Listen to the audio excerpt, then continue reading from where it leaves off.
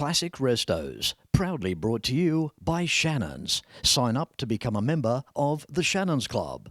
Kenworth Trucks Australia and Pace Farm Eggs.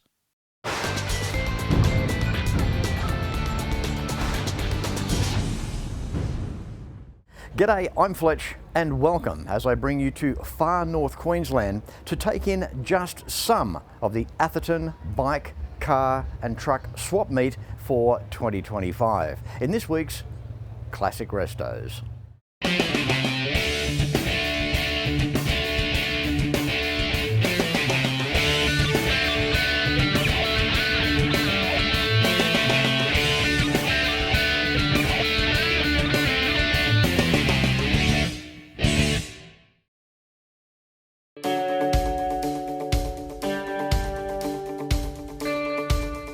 Landing in Cairns, Far North Queensland, then a drive southwest up the Gillies mountain brings you to Atherton.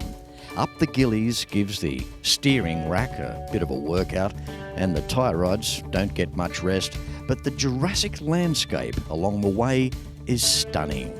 This Gillies Road was officially opened in 1926 with its main claim at the time being a 2.5-hour trip between Cairns and Atherton. Today it's around about a 30-minute drive for the main part of the mountain, but back in 1926, and imagining this as dirt and with much slower vehicles, 2.5 hours would have been a fantastic run. But anyway, driving to Atherton is just part of the fun. And here we are at a different location this year. The event has moved to the showgrounds here in Atherton, where there's more room, and it reflects how this little show has evolved into a show that's not so little anymore. Let's go check it out.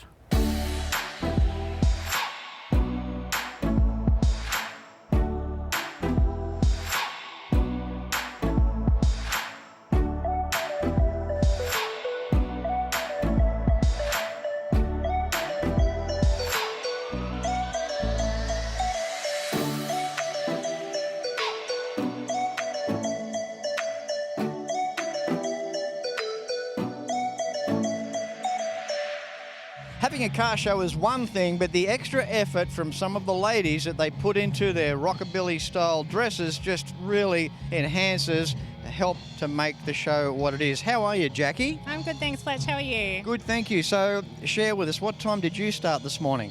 At 6 a.m. It took a while? A little bit, yeah. Just give us a run through the time that it takes and preparation to look as nice as you do today. It takes a little bit of time. I am a performer, so I have got it down to an art. But yeah, it was about an hour and a half this morning. And when your hair doesn't want to cooperate, it takes longer. This is interesting. A lot of the guys put the effort into their cars and some of the girls do this. And I think it's a very nice element to a car show. It lifts the image of the event. Now, Jackie, you've also got some judging here today on stage, correct? Yes, that's right. So the Pinups of FNQ are here and running a best dress competition. So we'll be on stage later today with all our costumes. Good on you, Jackie. Now, Jackie's also the daughter of the major sponsor here, Don from Atherton Wrecking Yard, and we all know the effort that Don puts in tirelessly every year. So, Jackie, thank you for being a big part of that as well. But I'm not going to let you off the hook just yet. You've also got to tell us about the ute behind us, the XB 351. You scored this ute. It means a lot to you. It's been in your family for a while. What can you tell us? So Dad bought this as a shell, complete shell. So he built it from the ground up, put a new engine in it. It's got a 351 Cleveland in it. And original drivetrain wasn't in it. So now it's got a 5-speed manual instead of an automatic, which I prefer a manual anyway. And he took it back to the original colours, and yeah, he's done a great job. It's my favourite car, and yeah. That is so nice. It's a beautiful ute. XB 351 ute. How many of these do you see? We've got one next to us here with the stock 250 in it. That has featured before, and that's an interesting story as well. Off a farm, parked up for years under a tree. It's been left patinaed, but all the mechanicals have been done. And apparently it drives beautifully, and it's only got low miles on it, but have a go at that. We like to say this is a before shot, this is the after shot. Absolutely. Jackie, thank you very much for your time, and a big day ahead of you here. Thanks once again. Great to see you. No worries. Thanks, Fletch. The Atherton show never fails us every year.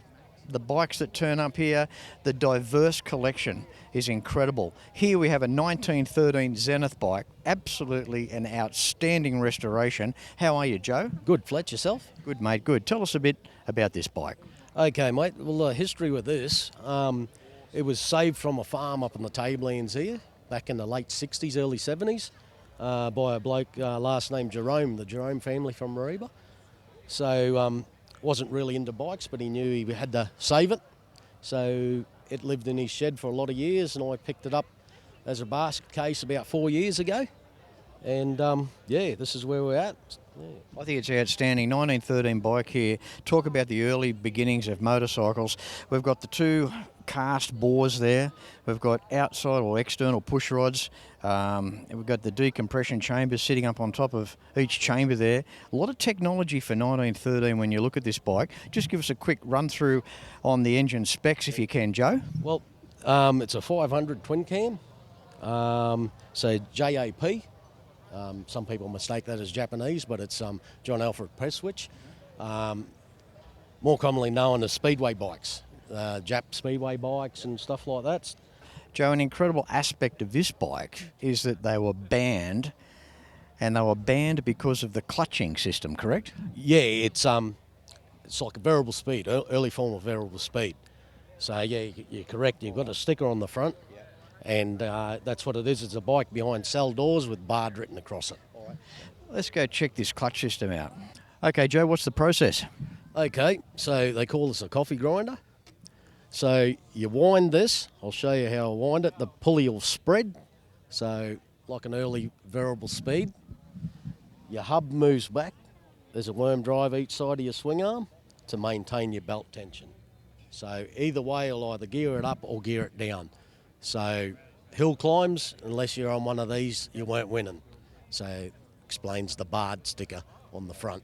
Okay, so the advantage over the other bikes is it was just a quicker process. Yeah, quicker process, and yeah, if they only had the single speed and the gearing wasn't right, well, you're pushing it up the hill. So well, these fellas didn't have to. 1913 technology. Yeah, it actually went back a bit before then. I think around 1909, a bloke by the name of Barnes come up with this system, the graduate system. Isn't that incredible? Joe, it's a credit to you, mate. You turn up here every year. You've always got something different to bring along. And, yeah, this is outstanding, mate. Congratulations. Thanks, Joe. Thanks, Fletch. Thanks for doing what you do. We appreciate it up here in the far north. Thanks. My pleasure.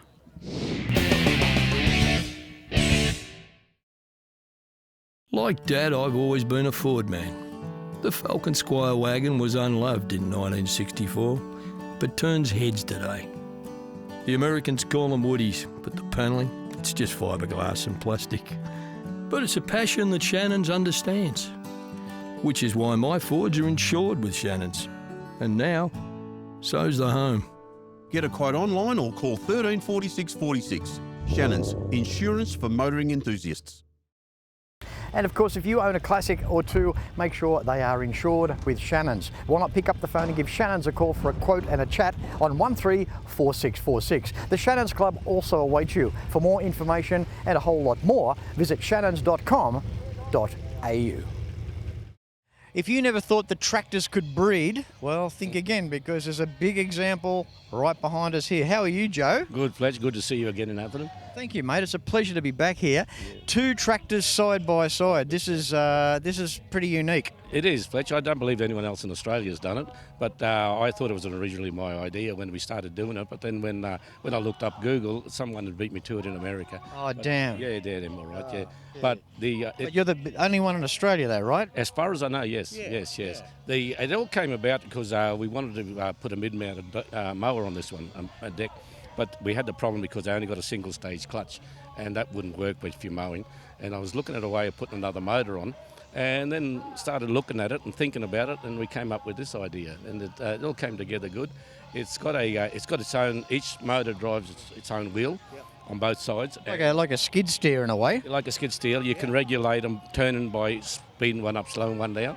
and you can stop and start them with their own clutch. But Joe, it looks so factory because when we look at that beam across the front there, that looks like the real deal. Yeah, oh yeah. No, that's all stuff we had at home in the shed, and we put it all together as best we could. So if the tractors have bred, well, you know, they haven't bred too far because you're the only one in Australia with two side by side like this. But maybe still too young. Eh? They're only built in 1941. And 1941 production, and almost around about 120,000 of these were made. 117 I saw on the internet. Manufactured. Yeah, from 1941 to 1947 they ran. And how cool is this design? When you look out the back, they've both on both sides. They've both got their own PTO. Own PTO, own belt pulley, which they used to use for driving hammer mills for making feed for cattle. And sometimes when custom jobs are done, you can kind of tell. Yeah. But when we look at yours, it's just so neat. Yeah, it come together good, Fletch. Yeah, and everything's interchangeable from one side to the other. Oh, there's a bit of mucking around. Like we had not a problem, but it was something we had to deal with in the diff area because it drives through the star gears, which increases the speed, and which makes it a little bit fast. And but it's okay for what we're doing. We're not doing any heavy ploughing. But hence the name Will and Won't. That's what we call them. Yes, tell us a story there. What's going on with Will and Won't? Well, the reason being is because of the way they drive, you have to regulate the throttle, one fast and one slow when you're turning, and so one will turn one way and the other one won't turn. So that's how we got the name Will and Won't. But it worked out good. Yeah.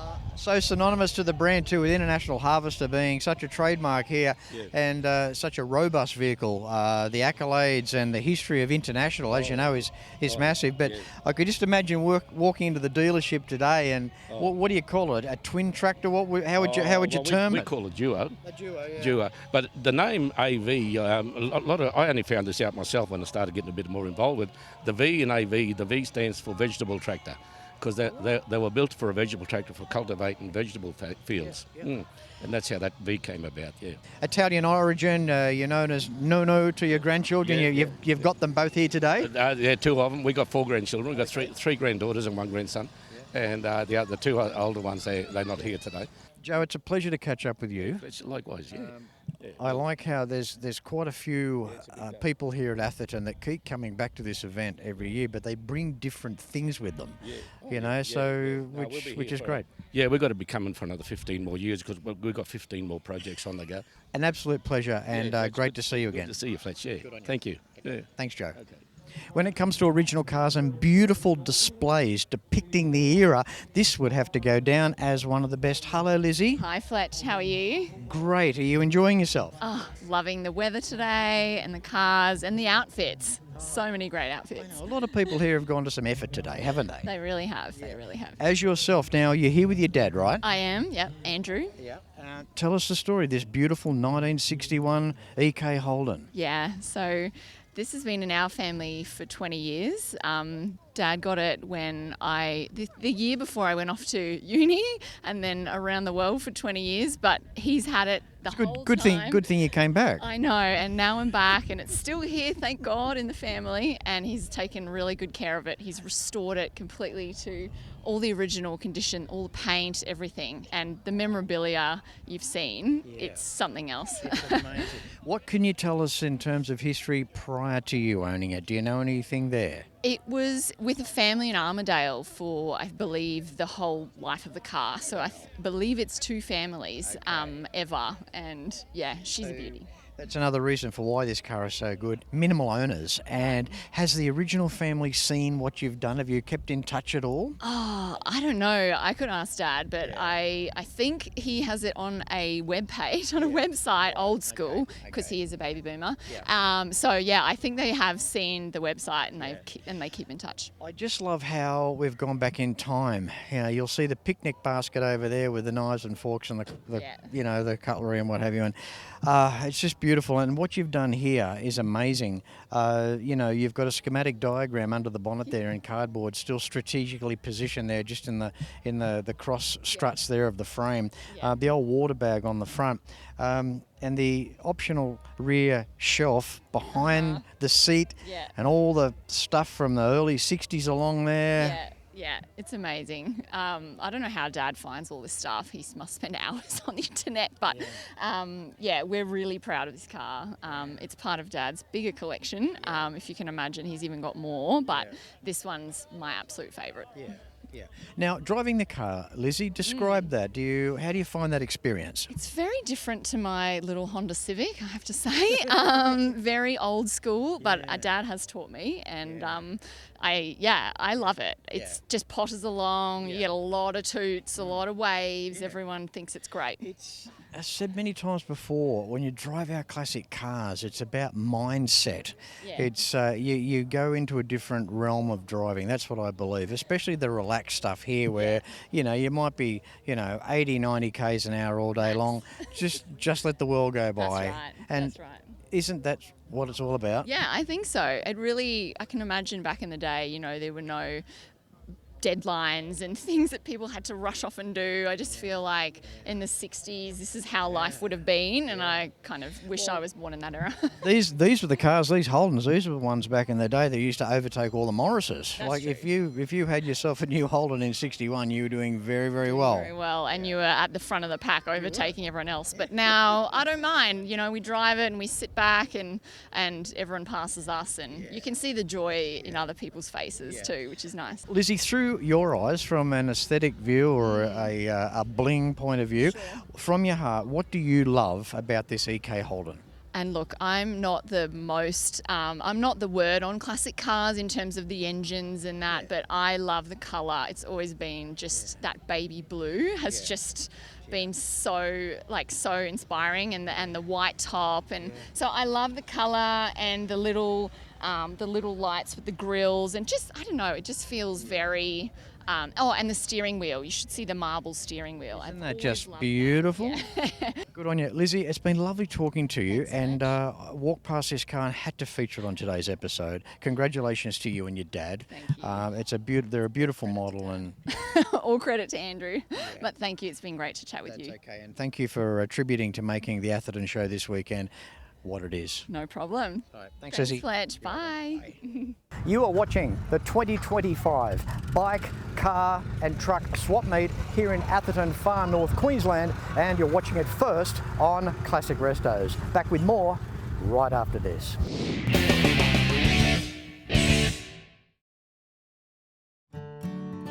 We've always had a few cars. They're all special. The T-Bird. Oh, that's mine. The Combi for when we want to get away. The XR8. It's going to be a classic.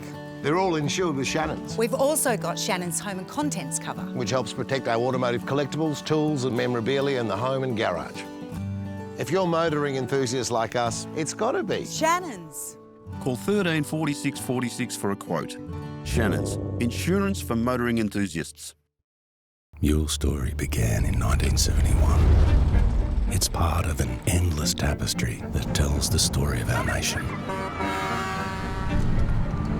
It connects innovators to artisans, forests to houses, from the largest of operations to the smallest of outcomes. It's heritage. It's a legacy. Time now for our last interview on today's show.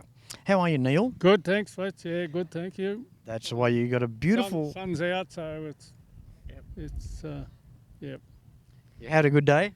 Yeah. I wasn't up at 6 this morning, but a bit after that. Yeah, You're up at 6:15, weren't you? Yeah. All right. Now, I thought it would be fairly appropriate to make you our last interview. Beautiful Plymouth from 1936, from Chrysler USA, badge there in the front. Also, a unique thing that's been added to your grille, a 1936 penny down the bottom. Now, what's the story there, Neil? I don't know. It come with the car. It's such an exact fit. It almost looks like, even with its surround, that it was put there by the factory. It was made there, yeah. Well, there you go. So 1936 Plymouth, have a go at it. It's absolutely beautiful. I've never been able to get my head around the room that's in the rear of these cars. You've literally got almost like a, maybe not quite a metre, but you've certainly got some serious leg room in the back, don't you? In the back, you certainly have, yep. And good armrest and that. And the two original ashtrays are still there too. That I don't think they get used today. But Original interior car as well, Neil? yeah. So it obviously has not had a hard life. No, I don't know. See, I've had it 5 years now, and the lady before me had it for 15 years. But it was fully restored and restored very well. You know, And where did the lady come from when you bought the car? Deniliquin, New South Wales. Oh, down in Denny, yep. Yeah. The lady I bought it off still got a lot of spare parts down there that I've got to pick up yet. So I hope she's still got them. And, Tell you what, Neil, just quietly, it's a bit of distance between here and Deniliquin. It is, yeah, it is. You want to take a packed lunch with you, mate, in a thermos. Yeah. Anyway, back to the car. Beautiful green with the black running boards. Really depicts the era. Tell us, what do you love so much about this 36?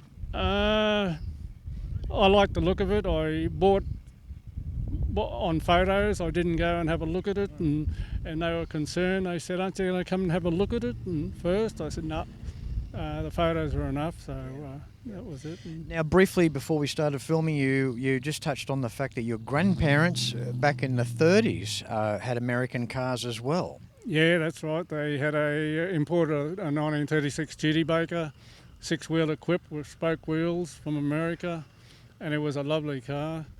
And importing a car from the United States into Australia back in the mid-30s, right in the middle of the Depression yeah. What a time. Yeah, it was. Yeah. Okay, so in terms of the drivetrain here, what powers this Plymouth? It's the original 23-inch Chrysler engine fitted to it with a 3-speed gearbox and the normal differential there with drum brakes all around. So sorry, Neil, what size is the engine? It's a 23-inch long. There's two engines available, a 23 and a 25.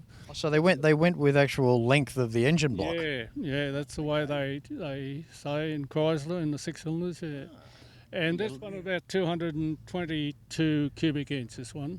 You learn something every day. So they sold them by the length of the engine block. 23-inch or a 25-inch. Yeah, wow. And as you said, original engine to the car. Yeah, that one is. Yeah. Yeah.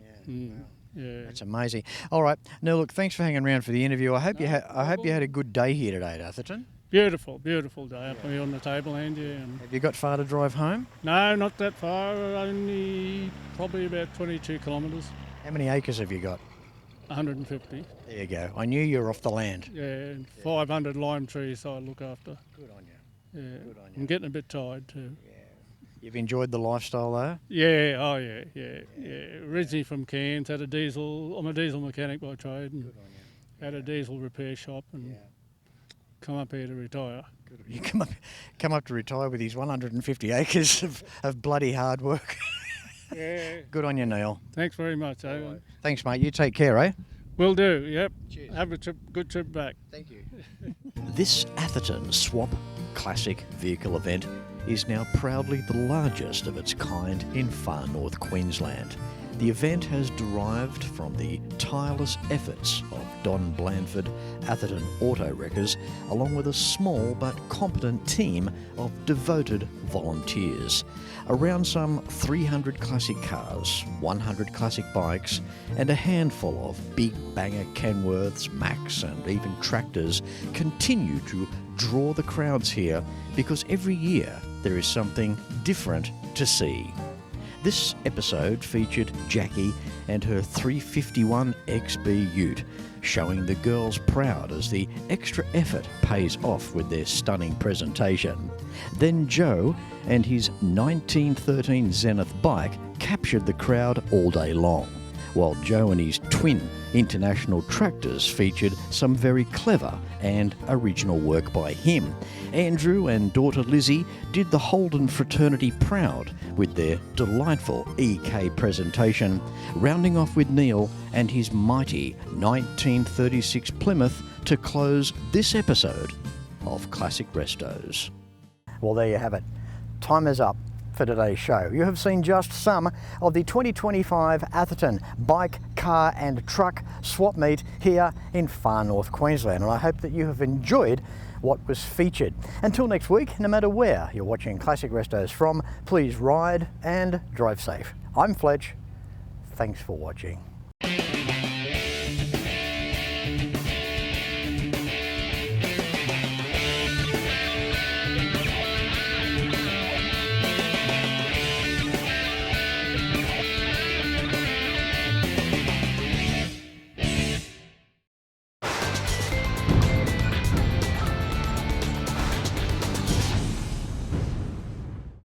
Classic Restos, proudly brought to you by Shannons. Sign up to become a member of the Shannons Club. Kenworth Trucks Australia and Pace Farm Eggs.